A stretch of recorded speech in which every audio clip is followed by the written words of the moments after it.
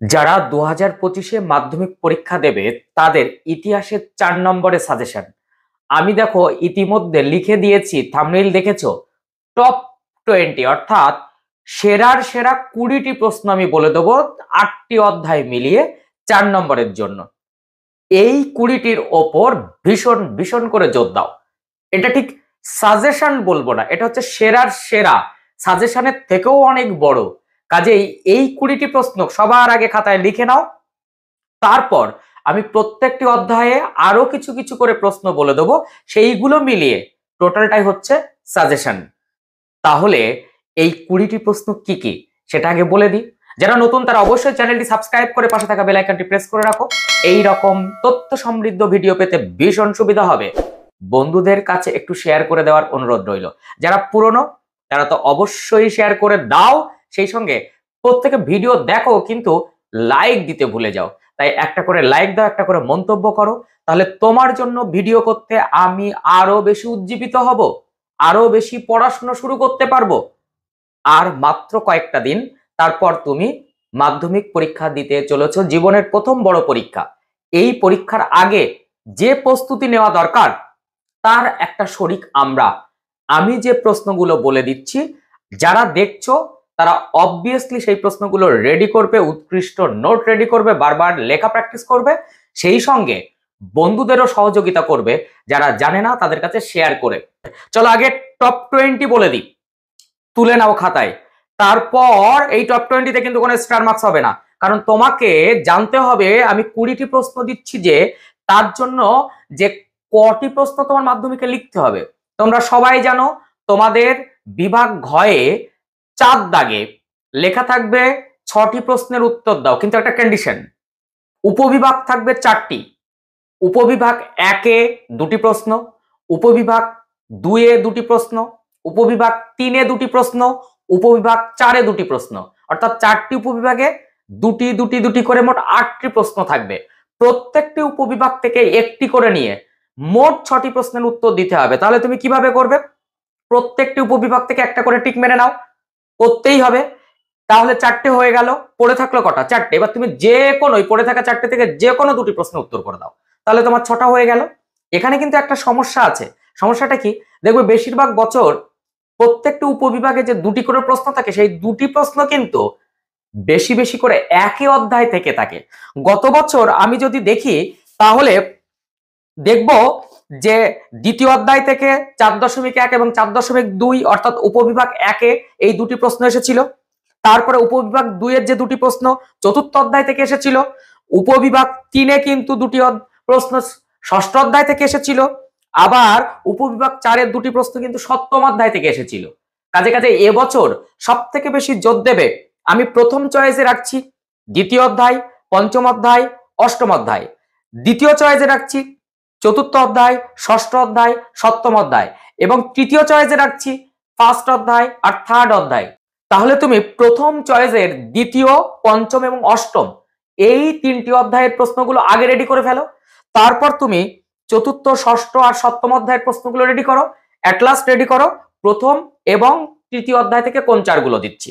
তো দেরি না করে সেই 20টি প্রশ্ন, যে 20টি প্রশ্ন আমি বেছেছি তোমাদের জন্য, যেই 20টি প্রশ্ন কোনো রকম বাদ দেওয়া যাবে না। প্রথম প্রশ্ন, আমি কিন্তু 8টা অধ্যায় মিলিয়ে বলছি, হায়দ্রাবাদ রাজ্যটি কিভাবে ভারতভুক্ত হয়েছিল? এটি 2018 সালেও এসেছিল। তোমাদের জন্য অর্থাৎ 2025-এ আমি 1 নম্বরে রাখলাম। আমি এইখান থেকে 2 নম্বরে রেখেছি দ্বিতীয় অধ্যায়ের প্রশ্ন, 19 শতকে বাংলায় পাশ্চাত্য শিক্ষা বিস্তারে রাজা রামমোহন রায়ের ভূমিকা। এই প্রশ্নটি কিন্তু ভীষণ ইম্পর্টেন্ট, 2023 সালের মাধ্যমিকে এসেছিল। আমি সেখান থেকে 3 নম্বরে রাখছি চতুর্থ অধ্যায়ের প্রশ্ন, মহাবিদ্রের প্রতি শিক্ষিত বাঙালি সমাজের মনোভাব কি রূপ ছিল? এটি 2020 সালে এসেছিল। তাহলে 3টি হয়ে গেল। চতুর্থ নম্বর অর্থাৎ 4 নম্বরে রাখছি সপ্তম অধ্যায়ের প্রশ্ন, দলিত আন্দোলনে গান্ধী আম্বেদকর বিতর্ক আলোচনা করো, 2017 সালে এসেছিল। এরপর আমি 5 নম্বরে রাখছি পঞ্চম অধ্যায়ের প্রশ্ন, বাংলায় ছাপাখানার বিকাশে উপেন্দ্র কিশোর রায়চৌধুরীর ভূমিকা লেখো। একই সঙ্গে মিলিয়ে করবে U and Ray and sons টিকা। সেখানে 2023 সালে কিন্তু উপেন্দ্র কিশোর রায়চৌধুরী ছাপাখানা বিকাশে ভূমিকা এসেছিল। সেখানে আমি 6 নম্বরে রাখছি ছাপা বইয়ের সঙ্গে শিক্ষা বিস্তারের সম্পর্ক রাখো, এটিও পঞ্চম অধ্যায়ের। এরপর আমি চলে যাচ্ছি 7 নম্বর, আমার যে টপ 20 তার 7 নম্বর প্রশ্ন অষ্টম অধ্যায় থেকে, কিভাবে কাশ্মীর সমস্যা সৃষ্টি হয়।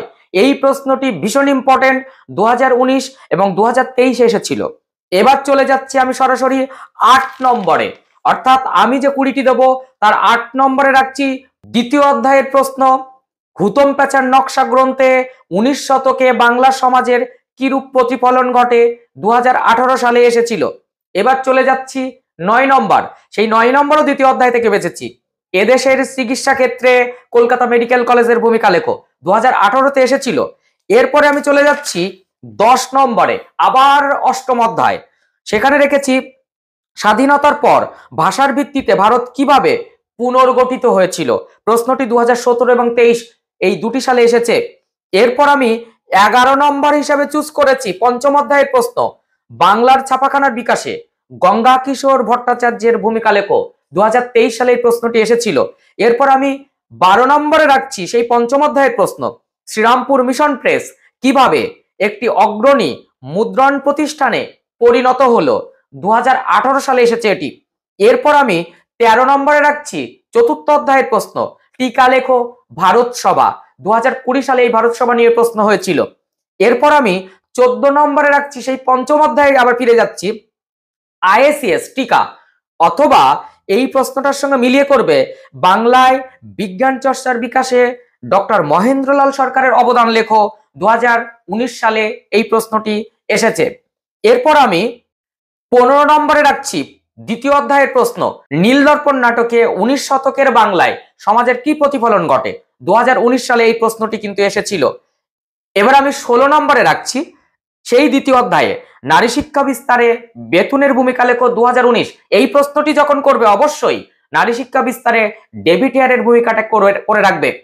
এরপর আমি 17 নম্বরে রাখছি শ্রী রামকৃষ্ণ পরমহংস দেবের সর্বধর্ম সমন্বয়ের আদর্শটি ব্যাখ্যা করো, 2020 সালে কিন্তু প্রশ্নটি এসেছিল। তাহলে 9 করে 17টি প্রশ্ন বলে দেওয়া হলো, পড়ে রইল আর 3টি টপ 20, অর্থাৎ সেরার সেরা 20টি প্রশ্ন কিন্তু বলছি। খাতায় তুলে রাখছো তো?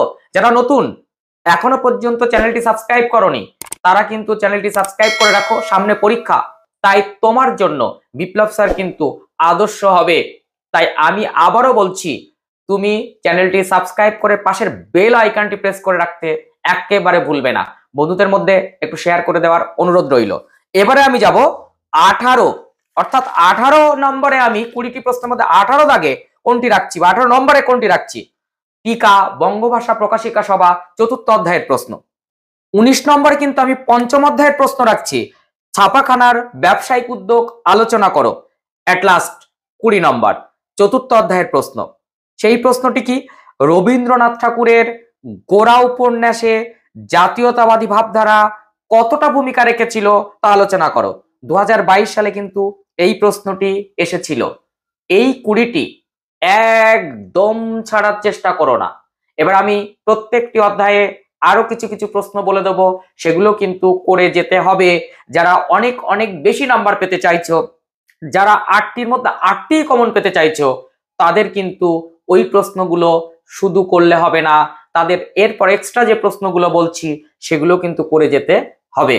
আমি প্রথম অধ্যায় থেকে 2টি প্রশ্ন বলবো, টিকা লেখো নারী ইতিহাস, টিকা লেখো খেলার ইতিহাস। আমি দ্বিতীয় অধ্যায় থেকে এক্সট্রা হিসাবে বলবো 19 শতকে বাংলায় নারী শিক্ষা বিস্তারে রাজা রাধাকান্ত দেবের ভূমিকা লেখো। আমি এখান থেকে বলবো টিকা হিসাবে হিন্দু পেট্রিয়ট গ্রাম বার্তা প্রকাশিকা করার চেষ্টা করো। পাশ্চাত্য শিক্ষা বিস্তারে খ্রিস্টান মিশনারিদের ভূমিকা, লর্ড মেকলের প্রাচ্য পাশ্চাত্য দ্বন্দ্ব, টিকাতে উডের ডেসপ্যাস, নারী শিক্ষায় বিদ্যাসাগর, কলকাতা বিশ্ববিদ্যালয় অর্থাৎ উচ্চশিক্ষায় কলকাতা বিশ্ববিদ্যালয়ের অবদান। যদিও আমি 8-এ কিন্তু রেখেছি প্রাচ্য পাশ্চাত্য দ্বন্দ্ব, তার সঙ্গে উচ্চশিক্ষায় কলকাতা বিশ্ববিদ্যালয় অর্থাৎ 3+5, তাহলে ওটা করা হয়ে গেলে এখানে 4 আর করতে হবে না। এই দ্বিতীয় অধ্যায় থেকে আর যে প্রশ্নগুলো করতে হবে, হান্টার কমিশন, এগুলো কিন্তু 2 মার্কসও আসতে পারে। ব্রাহ্ম আন্দোলন, ডিরোজিও যদিও আমি 8 নম্বরে রেখেছি, লালন ফকির, বিজয় কৃষ্ণ গোস্বামী, নবজাগরণ যদিও আমি 8 নম্বরে রেখেছি, এখানে করার দরকার নেই। সতীদাহ প্রথা 8 নম্বরে রেখেছি, এখানে করার দরকার নেই। এখানে আরেকটি প্রশ্ন করে রাখার চেষ্টা করবে, সমাজ ও ধর্ম সংস্কারে রাজা রামমোহন রায়ের ভূমিকা। এবার আসছি তৃতীয় অধ্যায়ে।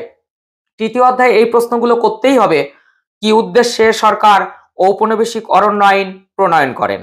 এখান থেকে করবে নীল বিদ্রোহে বাংলার মধ্যবিত্ত শ্রেণীর ভূমিকা সংক্ষেপে লেখো। তৃতীয় অধ্যায় থেকে করবে কৃষক ও উপজাতি বিদ্রোহের কারণ লেখো। এছাড়া টিকা হিসাবে চুয়ার বিদ্রোহ, কোল বিদ্রোহ, রংপুর বিদ্রোহ, সাঁওতাল বিদ্রোহ 8-এ দিয়েছি, এখানে করার দরকার নেই। ভিল মুন্ডা একটু করতে পারো, না করলেও চলবে। সন্ন্যাসী ফকির বিদ্রোহ করতে হবে। পাগলপন্থী বা পাগলাপন্থী বিদ্রোহ তোমাকে করতে হবে না। ওয়াহাবি আন্দোলন করতে হবে। এখানে বারাসাত বিদ্রোহটা ভীষণ ইম্পর্টেন্ট, 2 মার্কসও আসতে পারে। এখানে ফরাজি আন্দোলনের লক্ষ্য কি ছিল 2 মার্কসে। নীল বিদ্রোহ 8-এ দিয়ে দিয়েছি, এখানে করার দরকার নেই। আপনার কৃষক বিদ্রোহ করলেও হবে, না করলেও চলবে। এবার চতুর্থ অধ্যায় থেকে তুমি টিকা হিসাবে জমিদার সভাটা করে যাবে, আর করবে জাতীয়তাবাদী ভাবধারায় আনন্দমঠ ও বর্তমান ভারত আলাদা আলাদা করে 4টি প্রশ্ন, তাদের ভূমিকা। পঞ্চম অধ্যায় থেকে এক্সট্রা হিসাবে তোমাকে করতে হবে টিকা কলকাতা বিজ্ঞান কলেজ, সেখান থেকে করতে হবে রবীন্দ্রনাথ ঠাকুরের শিক্ষা চিন্তার পরিচয়, সেখানে শান্তিনিকেতন ভাবনা ও বিশ্বভারতী ভাবনা আলাদা করে করবে। এছাড়া টিকা হিসাবে করবে বিটিআই, বেঙ্গল টেকনিক্যাল ইনস্টিটিউট। এছাড়া করবে জাতীয় শিক্ষা পরিষদ, এখানে করবে ছাপাখানায় খ্রিস্টান মিশনারিদের অবদান। এবার আমি আসবো ষষ্ঠ অধ্যায়। তুমি সেখান থেকে করবে টিকাতে বারদৌলি সত্যাগ্রহ, সেখানে করবে বঙ্গভঙ্গ বিরোধী আন্দোলনে কৃষকদের অনাগ্রহের কারণ কি ছিল, এখান থেকে করবে বঙ্গভঙ্গ বিরোধী আন্দোলনে শ্রমিক শ্রেণীর ভূমিকা কি ছিল, ভীষণ ইম্পর্টেন্ট এই প্রশ্নটি। এছাড়া যদি পারো টিকা হিসেবে করে যাবে মোপলা বিদ্রোহ, তেলেঙ্গানা বিদ্রোহ, তেভাগা আন্দোলন, এআইটিইউসি, মিরাট ষড়যন্ত্র মামলা, ওয়ার্কার্স অ্যান্ড পেজেন্ট পার্টি। যদিও ওয়ার্কার্স অ্যান্ড পেজেন্ট পার্টি আমি 8 নম্বরে অংশভিত্তিক প্রশ্নে রেখেছি। এবার সপ্তম অধ্যায়, সেখান থেকে করবে বাংলার বিপ্লবী আন্দোলনে নারীদের ভূমিকা পশ্চাৎ নমুনায়। যদিও এই প্রশ্নটি আমি 4-এ একেবারে করতে বারণ করবে, এটি 8-এ করাই বেটার হবে। এখান থেকে করবে ভারত ছাড়ো আন্দোলনে নারীদের ভূমিকা। অনুশীলন সমিতি টিকা হিসাবে সূর্য সেন। সূর্য সেনটা বেশি করে করতে হবে, কেন যে পরিস্থিতি চলছে তাতে এই প্রশ্নটা এইভাবে টাচ করতে পারে। চট্টগ্রাম অস্ত্রাগার লুণ্ঠন টিকা লেখক। এখানে থেকে করবে দীপালি সংঘ, রশিদ আলী দিবস, প্রীতিলতা ওয়াদ্দেদার টিকা হিসাবে। এছাড়া করবে পুনা চুক্তি, সাম্প্রদায়িক বাটোয়ারা নীতি। আর অষ্টম অধ্যায় থেকে এক্সট্রা হিসাবে করবে উদ্বাস্তু সমস্যা সমাধানে ভারত সরকার কি কি উদ্যোগ গ্রহণ করে। 2020-তেও কিন্তু এই প্রশ্নটি এসেছিল। এখান থেকে করবে স্বাধীনতার পর দেশীয় রাজ্যগুলি কিভাবে ভারতভুক্ত হয়। এখান থেকে করবে জুনাগড় কিভাবে ভারতভুক্ত হয়। এখান থেকে উদ্বাস্তু সমস্যা সমাধানে সর্দার বল্লভভাই প্যাটেলের ভূমিকা লেখো। একটা লম্বা লিস্ট পরবর্তীতে দিলাম, সব প্রশ্নগুলো গুনে আমাকে কমেন্ট করবে টোটাল প্রশ্নের সংখ্যা কত হয়েছে। আর টপ 20 যে সেই প্রশ্নগুলো অবভিয়াসলি আলাদা রেখে তারপরের প্রশ্নের সংখ্যা আমাকে বলবে। টপ 20 সবার আগে করে নেবে এবং এইভাবে পরের প্রশ্নগুলো করবে। টপ 20 একদমই কোন অধ্যায় টধ্যায় দেখার দরকার নেই, টপ 20 আগে করেই নেবে। পড়ে থাকা যে প্রশ্নগুলো বললাম টপ 20-র বাইরে, সেগুলো এইভাবে ভাগ করে করবে। দ্বিতীয় অধ্যায়ে যেগুলো আছে সেগুলো আগে করে নাও। পঞ্চম এবং অষ্টম অর্থাৎ দ্বিতীয় পঞ্চম অষ্টম বেছে নাও, সেইগুলো আগে করে নাও। তারপরে চতুর্থ ষষ্ঠ সপ্তম অধ্যায়ের যে প্রশ্নগুলো সেগুলো করে নাও। তারপরে সময় থাকলে প্রথম আর তৃতীয় অধ্যায় করে নাও। তো নেক্সট ভিডিওতে দেখা হচ্ছে। এই রকম ভাবে ভূগোল এবং বাংলার যে যে পার্টগুলো বাকি আছে, ইতিহাসের এখনো 2 মার্কসটা বাকি আছে।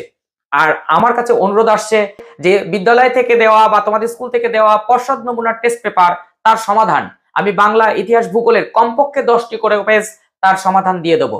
খুব তাড়াতাড়ি সেই সমস্ত ভিডিও আসছে, তাই অবভিয়াসলি বন্ধুদের কাছে একটু শেয়ার করে দাও, তাদের জানতে একটু সুবিধা হোক। আর অভিভাবক যারা দেখছেন তারা অবশ্যই শেয়ার করলে আপনার ছেলে বা মেয়ের মতন আরো অনেক ছেলে মেয়ে উপকৃত হবে। তো টাটা।